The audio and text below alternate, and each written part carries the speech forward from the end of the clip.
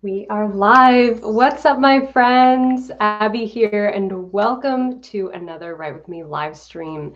Good morning. It's so wonderful to see all of your smiling faces in the chat. I'm so glad you're here. We're going to have a wonderful writing session together this morning. So, first things first, tell me if you can see me and hear me okay. Make sure all my equipment is working, hopefully. And I'm really excited to write this morning. So we're doing a little bit of an earlier session today because a lot of my sessions are in the afternoon. So hopefully if you weren't able to join the last afternoon session, you'll be able to join today's session. I hope so. I hope you're here live with me. I'm so glad you are here. And we're going to do some fabulous writing together. So this is part of okay, everyone can see me and hear me. Wonderful. Awesome. I'm just going to turn my computer on to do not disturb so that we can focus 100%. So this is part of a writing retreat that we're doing here on this channel. If you are unfamiliar with that, if you have just arrived and you don't know what's going on, we're doing a month-long virtual writing retreat from home. And during this writing retreat, we are doing Write With Me live streams every week, twice a week. So yeah, it's been pretty intense, but very fun. And we're all kind of coming together in the month of June to work on our projects together and sort of hold each other accountable. And you can set any goal you want. So there's no specific word count that everyone has to meet. It's totally up to you. So if you want to meet a word count or maybe revise manuscript or edit a manuscript, whatever you're working on today, that's what you are showing up to do on this live stream together with me and everyone else. So super fun environment, super fun community here. I love you all so much, and I'm so excited that you are making progress on your author dreams. It's so exciting to see. So tell me where you're tuning in from. Type in the chat and tell me where you are in the world. Hopefully you are able to join live, but if not, you can always watch the replay of this live stream if you aren't able to stay for the whole thing. So lots of writers from all over the world. Awesome. Germany, Cambodia, Bulgaria, Austria, Long Island, New York, Indiana, Florida, Denmark, Australia. Wow, that's so awesome. You must be staying up late if you're in Australia, because I think it's like almost midnight there. So this will be not a morning writing session if you're in Australia, but I'm so glad you could join us. Okay, awesome. So the way these Write With Me live streams are structured, if you're new here and you haven't done one of these with me before, welcome. The way these are structured is we do 4 writing sprints total and have 5-minute breaks in between. So 25 minutes on, 5 minutes off. And during those 5-minute breaks, we kind of chat about our stories. I answer some questions that come up in the chat. And it's just a nice little break, and then we get back into it. So we are going to set up our first writing sprint. I'm going to set a timer. And I'll set my timer here so that you all can see it. And I'm also going to set up a sprint in the Discord. So if you aren't part of the Discord, you can join the Discord community by joining my Patreon at any level. And the link to that is in the description box below this video. So if you want to get in on that, it's super fun. We do writing sprints in there every day, and have some great conversations. Some great friendships are being built in the Discord community. It's just a wonderful, lovely place for writers to hang out. So I'm going to join this sprint, but I'm not actually going to start by writing or drafting. I'm actually going to be revising and reviewing a chapter that I wrote yesterday. So I was super happy because yesterday I had a great writing session in the morning. I was able to write from like 8 a.m. to 2 p.m. It was so amazing. Just a very nice, inspired writing session. So it was a very important chapter in the book, a very like pivotal scene in the climax. So I'm hoping it came out how I wanted, but this is the moment of truth. So I'm going to go through this chapter during this first sprint and read it, review it, maybe make some edits and changes. This is part of my personal writing process. I know that some writers don't like to go back and read their work before they like go into the editing stage of things, just like write forward first draft. I'm a writer who like has to write the first draft of a chapter and then almost like edit as I go. Sometimes it depends. It depends on the day and the mood. But after I finish that chapter, I have to go back and read it, review it, maybe make some revisions and changes before I can feel confident stepping forward into the next scene. So that's part of my process, and everyone's process is different. So that's what I'm going to be doing this morning in this first sprint. And then if I finish this chapter in the first sprint, then I'm probably going to move on to some outlining, because this chapter has changed a little bit of what's going forward in the book, what's happening like next in the book, because I took a little bit of a different turn with it than I was expecting. So it was surprising but fun, and that's going to change the outline a little bit. So I'm going to do some outlining after that. So hopefully you have your work in progress ready to go, maybe a yummy drink. I have a lovely London fog that I made myself. So hopefully you're all set up, and let's start our first sprint. It's probably already running in the Discord because I'm just yammering on and on. Okay, let's start our timers, and good luck.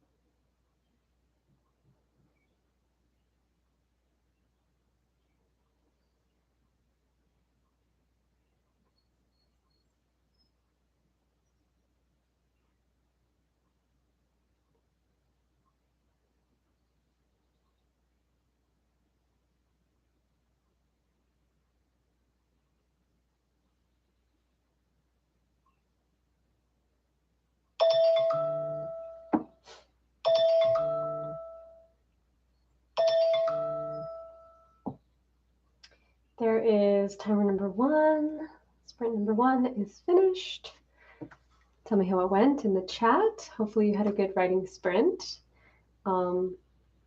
As you guys have probably noticed, I'm doing some proofreading and revising, so not a lot of clickety-clack typing this morning yet. But I'm going to do some outlining soon. So it looks like everybody had a good writing sprint. Wonderful. Fantastic. Great job, guys. Okay, we're going to have a 5-minute break, and then we're going to jump back into it.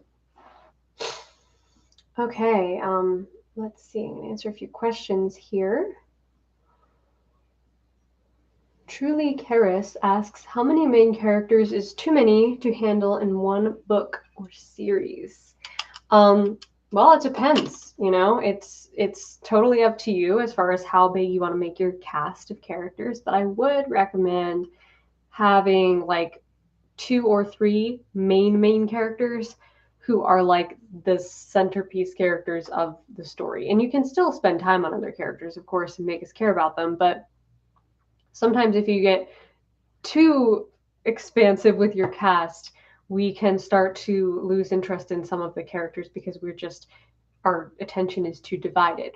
However, I have seen large casts done really well.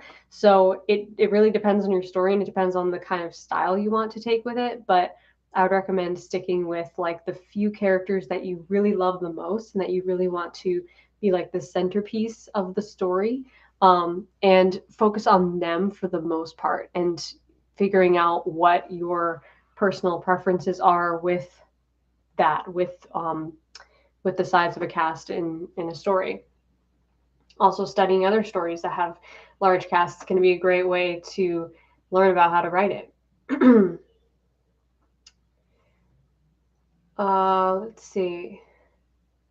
Just Me asks, how do you write a unique female main character without doing the whole she's not like other girls nonsense?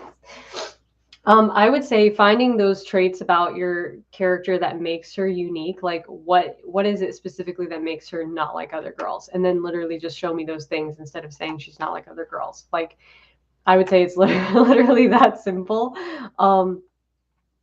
And finding those unique qualities usually has to do with like what the character believes more so than what they do, like their hobbies or their interests or their style or whatever.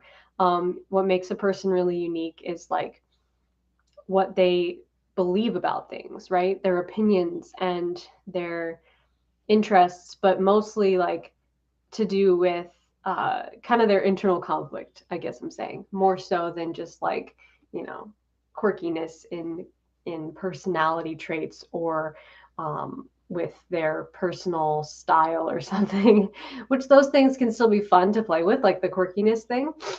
But what is it like about them as a person that makes them unique, that even if you took away all their quirks and their styles and things like that, they would still have that uniqueness? And then just showing me those things through action rather than through somebody telling me that she's a unique person. How do you handle, oh, wait a minute. I said that one. Let's see. Daydream asks, I want to write a book series where the final book includes scenes from the rest of the books. What can I do to write my other books in the series so that it works well with the last one?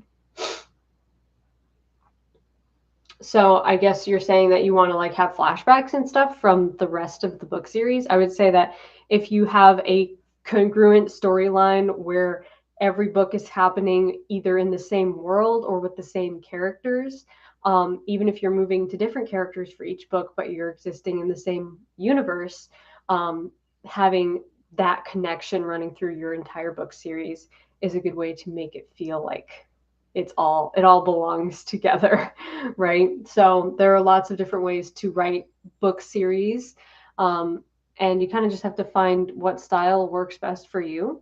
But yeah, I mean, flashbacks can be really amazing and serve to be a very powerful way to show your transformations of your characters. That's what I love the most about flashbacks. Alyssa asks if I'm sick because I'm sniffling. No, I have terrible allergies. Like the pollen here at the moment is really intense. I think it's the pine pollen, like the pine trees are giving off a lot of pollen right now, and it's it is disastrous for me, but I'm powering through it. Okay, one more question. This is from Christina. Hopefully I'm saying your name right. Thank you so much for the super chat. I have trouble to put my bullet point outline into your story structure template. How do I find out what my story is missing? So really this is kind of relative to, it's kind of like your own personal preference.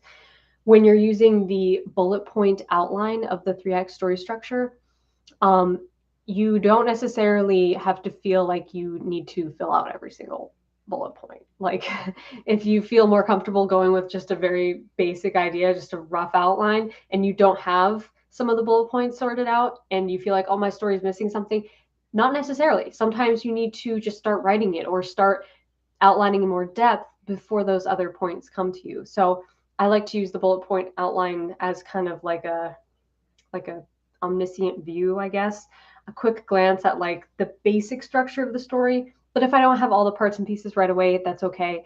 A lot of times, even when I start the first drafting process, things in the outline will change drastically, and that's okay because it's all part of the creative process. So find what process works best for you as far as figuring out what your book is missing. I think that becomes clear as you go through the drafting process, and then of course as you go through the revision process as well. So hopefully that helps.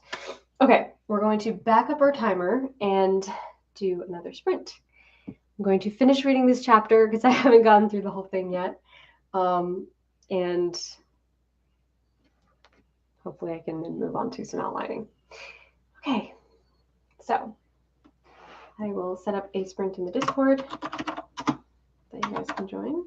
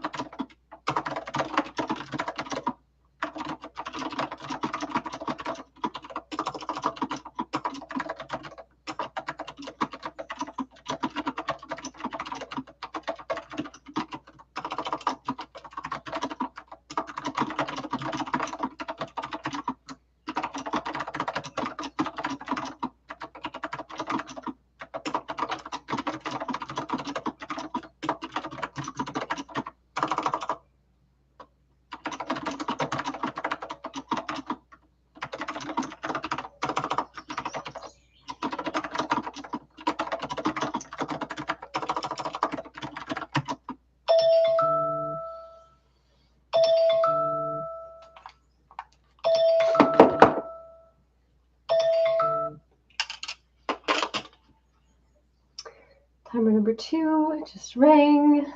It's the end of sprint number 2. Tell me how it went in the chat. Hopefully you had a good sprint. I had a good sprint. I finished reading and proofreading and editing that chapter, and now in the next sprint I'm going to move on to outlining. So like I said before, my outline is changing a little bit because of the new direction I took in this specific chapter. So yeah, that's what happens. It's part of the process. So I'm going to do some outlining in the next sprint. But first, we're going to take a 5-minute break and I will answer some questions.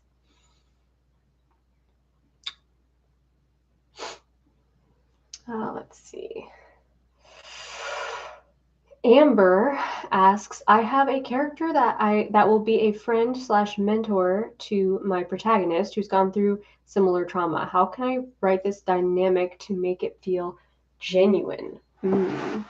I love the mentor protagonist dynamic. I think can be really fun to experiment with. To make it dynamic and feel like realistic and genuine, I would say make sure that you're developing the mentor character's internal conflict as much as you possibly can. Like if you can, like dig really deep into what their history was and how is their backstory shaped who they are now, and what are their current beliefs that came out of that backstory, and really thinking of them as almost like an active character, which they are, like almost thinking about the relationship from the mentor's perspective. That's what I would recommend. Like, and I actually wrote this situation kind of similarly, a similar situation in a short story that I just finished a little while ago, where the mentor character was kind of dealing with his own struggle, and that I had to really like stop and think about like, okay, how does this mentor character really see this whole situation? Like what is their beliefs, and how is that influencing everything they do? So I would recommend starting there. I think that will help a lot. Let's see.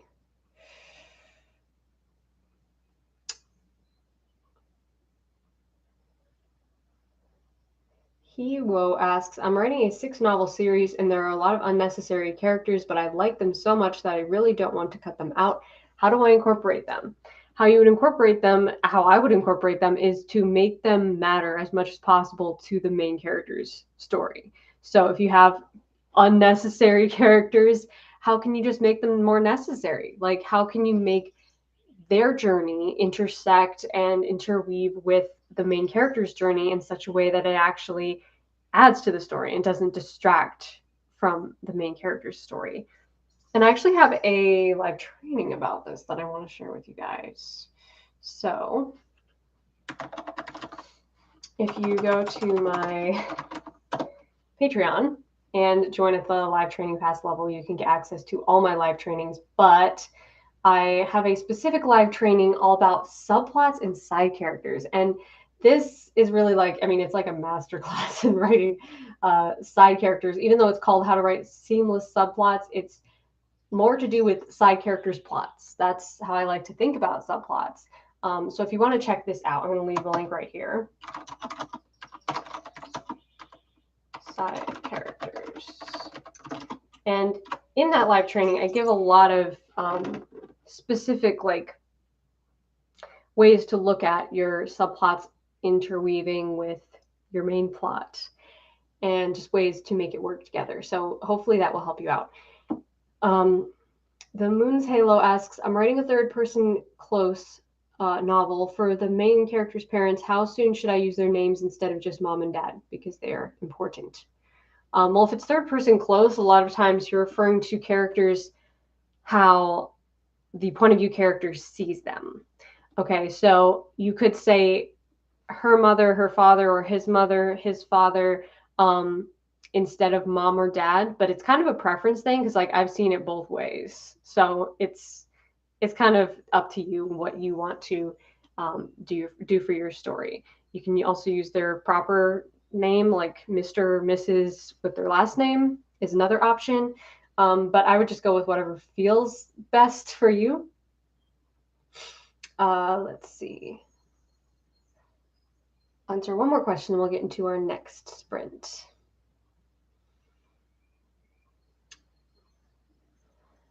Dark Solid X asks, how do I make my dialogue or conversations sound interesting and combative instead of info dumping?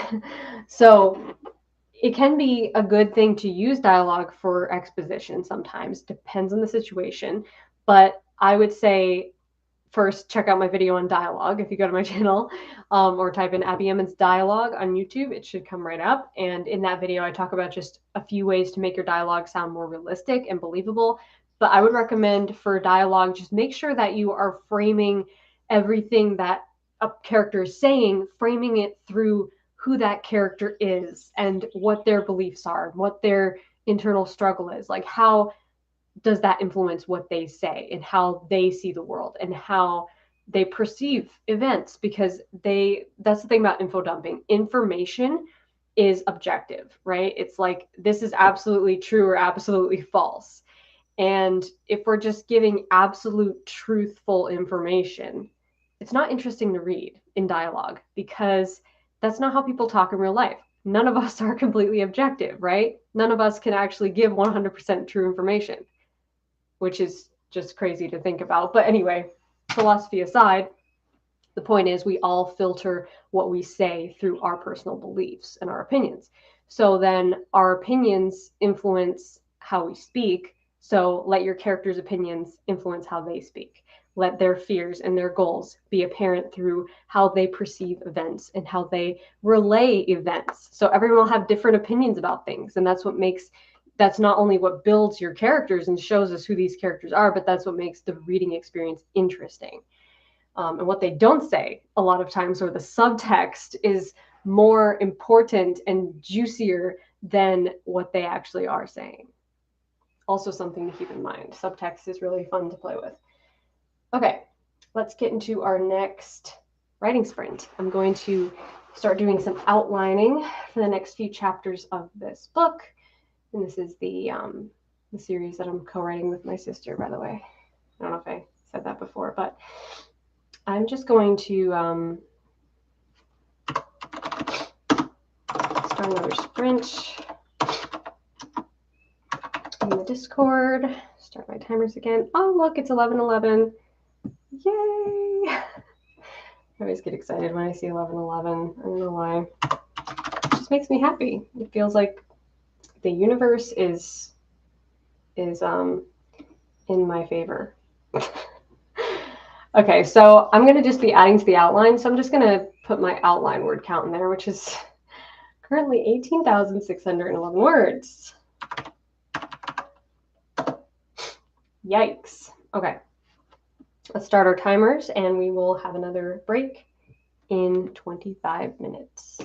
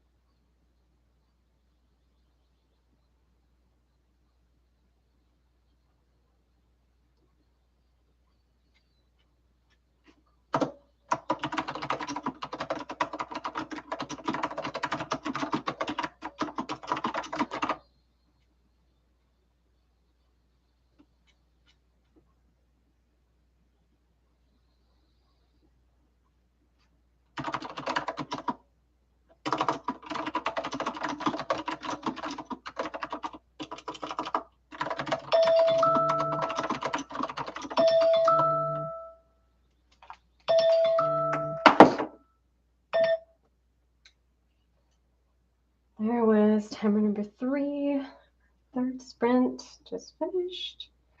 Great job, guys. Hopefully you had another wonderful sprint. Type in the chat and tell me how it went. Mine was really good. I was just outlining, so as you can probably tell, I put a lot more words in much more quickly when I'm outlining because I'm just kind of making notes to myself. But very thorough, very specific notes. So 19, 230.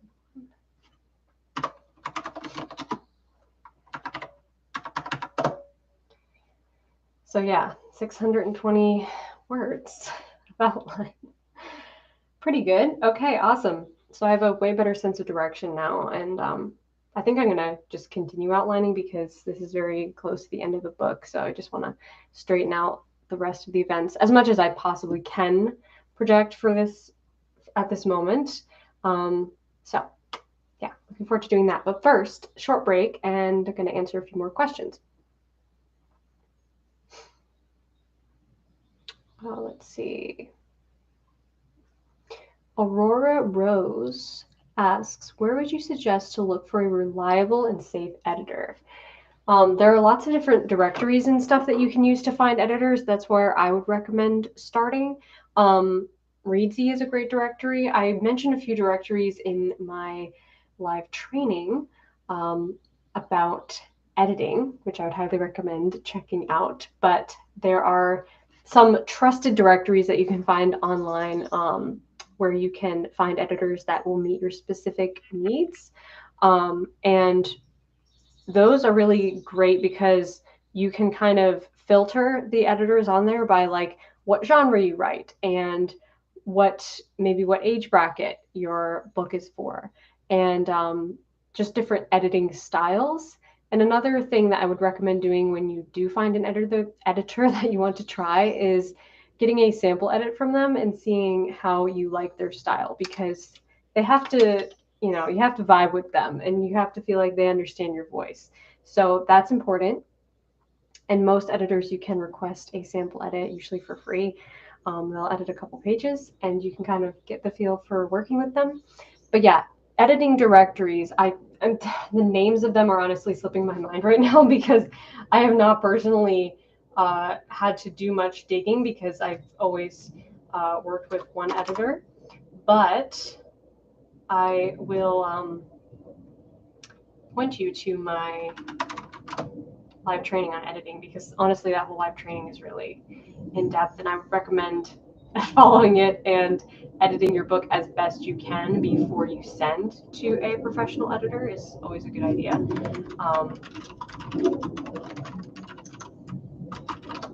So I just put the link in the chat for that live training so you can check that out. But yeah, so let's see if I can see the directories on this. I also have a whole masterclass on editing, which is quite in depth as well. Editorial Freelancers Association is the other one I was thinking of. EFA. That's another one you can check out. That is a really loud plane. We usually don't have planes here, but that is really loud. Okay. Is it possible to publish at the young age of 14? Yes, absolutely. Absolutely, you can publish at any age. The important thing is that you have written something you're proud of and that you want to share with the world. Let's see.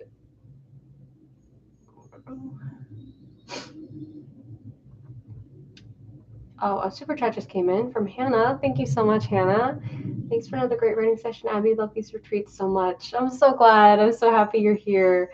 So happy that you're enjoying this writing retreat. There was a question that just went by that I wanted to answer, but I can't see it anymore. Oh, here it is. From Anji NH. I'm writing the first book in a fantasy series I'm starting, and my main character has a lot of backstory. I was wondering how I could incorporate it into the story without spoiling a lot. This is a really fun thing to play with. I absolutely love backstory, especially for characters who are struggling a lot with internal conflict and things that happened to them in the past. What I recommend doing is having flashbacks.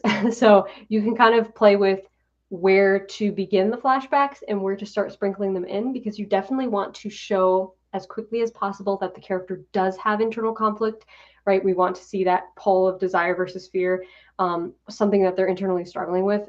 Hopefully in the first 5 or 10 minutes is like ideal, but we don't have to see the whole backstory by that time. Like, to me, some of the most powerful ways to introduce backstory is to show me there is backstory. Wait for it.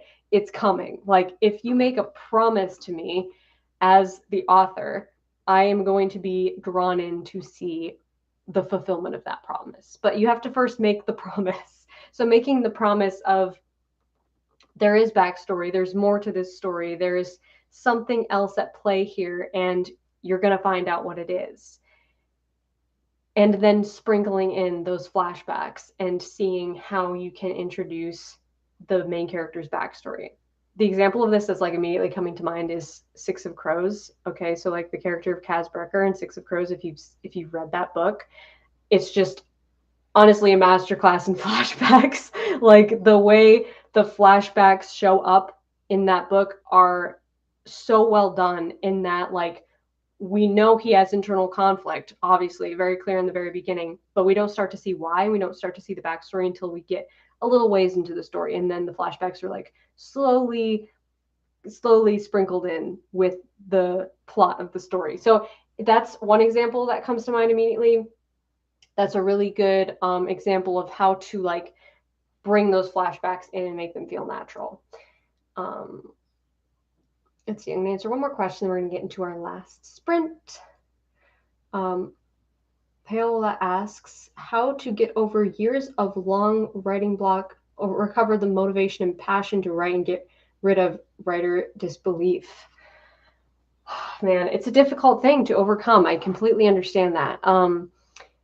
But I would say just showing up and doing things like this, doing this Write With Me live stream, doing this writing retreat, and having someone in your life who can encourage you to write, even if that's this community here on YouTube and on the Discord. Somebody who's encouraging you, because you have to put yourself in that space with other people where the desired behavior is the normal behavior. Like, that's one of the 4 laws of behavior change, if you were going to get like psychological here. But it's true. When you are in an environment where other people around you are doing the same thing, they're writing, they're publishing, they're chasing their author dreams, they're being creative and they're motivated, that will encourage you to feel more motivated about your own art. So that's what I found personally from experience and what I've heard many other writers say. So I highly recommend that. Highly recommend sticking around in this community. Subscribe to this channel if you haven't already. Join the Discord if you want. And that's a great community in there to keep you accountable and to motivate you. But ultimately, it's about finding the fun. It's about finding those aspects of your book that make you really happy, just joyful, you know? What makes you really enjoy the process and lean into that, enjoy that. Okay, been talking for too long. Let's get into our last writing sprint. Okay, guys, some of you are hopping off. I completely understand. We've been here for a long time, but so glad you came. Thank you so much for being here. I'm going to do one more writing sprint. So if you have time, you can stay on with me and do one more sprint. I'm going to try to finish this outline as much as I can of it anyway. So I'm going to set up another sprint in the Discord. Okay, let's set our timers and finish strong.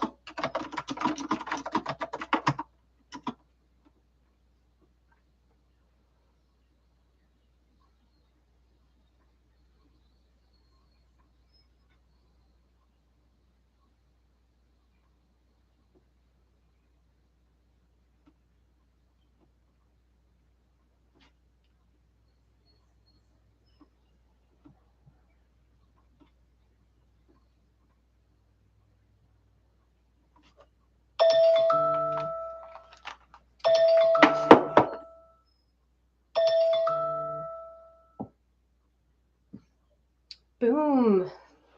Sprint number 4, our final sprint of the day of the writing session. Tell me how it went in the chat. Hopefully you had a good, strong finish to your writing session. I hope so. It has been very productive. Very fun. Okay. So let's see. 19, 2, 5.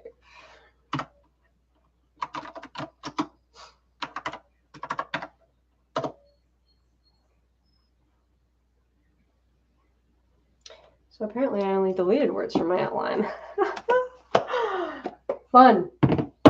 Well, it's all progress.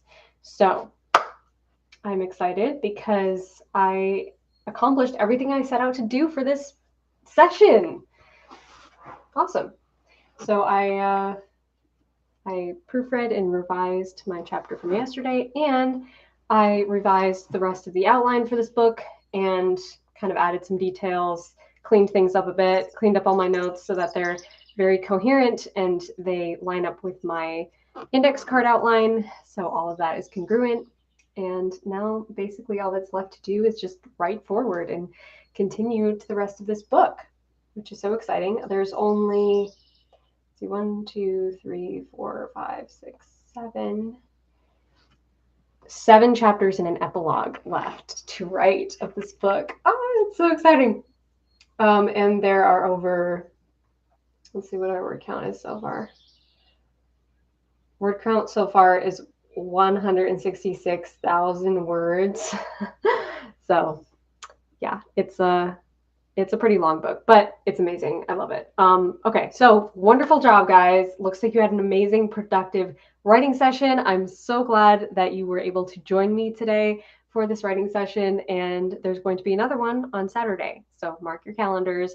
The watch page for that will be posted at least 24 hours in advance. So make sure you're subscribed to this channel and have your notifications turned on so that you don't miss the watch page for the next live stream. But it's going to be happening this Saturday, possibly in the afternoon or maybe the evening. We'll see what happens. But thank you guys so much for joining me. It's been so much fun. I'm so glad you were able to join me for this session and get some writing done. It's been really fun. Always a great time to hang out with you guys. And like I said before, I will be in the Discord every day, working on my book and doing different writing sprints and chatting in the Discord. So if you want to join that, the link is in the description box below this video. You can get access by joining my Patreon at any level. So I will see you over there, or I will see you in the next Write With Me live stream this weekend. Until then, my friend, have a wonderful rest of your day. And as always, rock on.